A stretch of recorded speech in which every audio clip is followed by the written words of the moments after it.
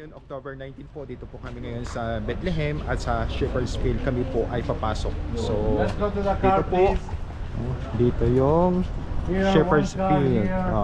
So, dito kami sa Bethlehem. So, ayan. So, ngayon, nandito po kami ngayon sa Shepherd's Field at dito po nakita yung mga anghel sa mga shepherd po dito. So, mga nag-alaga po ng mga hayop. So ito siya, pupunta kami ngayon sa lugar mismo na kung saan doon po nagpakita ang anghel sa mga shepherd po.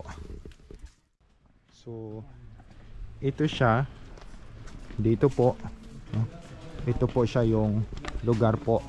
So ngayon puro na po siya building at dito po mga improve na po yung lugar na ito. Here were the shepherds, they received the good news about the Messiah, the Son of living God. Lord Jesus, he was born tonight, and they followed the star of Bethlehem. As you remember, beneath the altar where we've been in Nativity Church, we have the star of Bethlehem. We saw the star over there.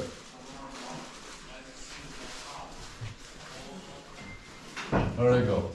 So the flocks will stay inside the goats, and right here they will stay next to the door watching all the flocks, the goats.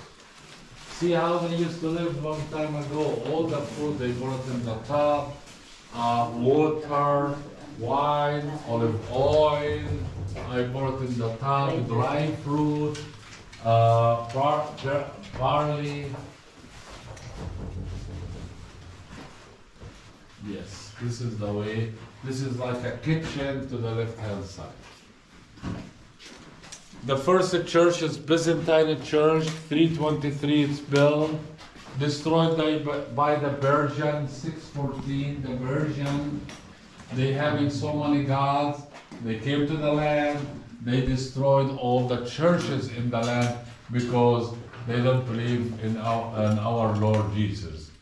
They have their own God, but only one church they didn't destroy, Nativity Church where we be. Dito po sa loob na ito, dito po napakita yung anghel sa mga shepherds po.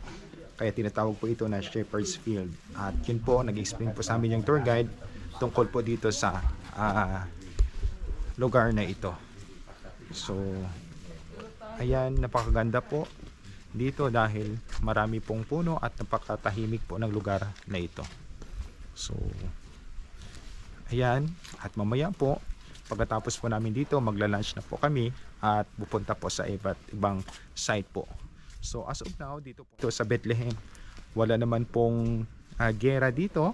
Dito po ay mapayapa at maganda po yung panahon dito ngayon. Pagkatapos po dito po kami kakain sa Taverna Restaurant dito po sa Bethlehem. Ayan. So, ayan po, papasok na po kami. So, dito na po kami sa loob. At magla-lunch na po kami dahil tanghali.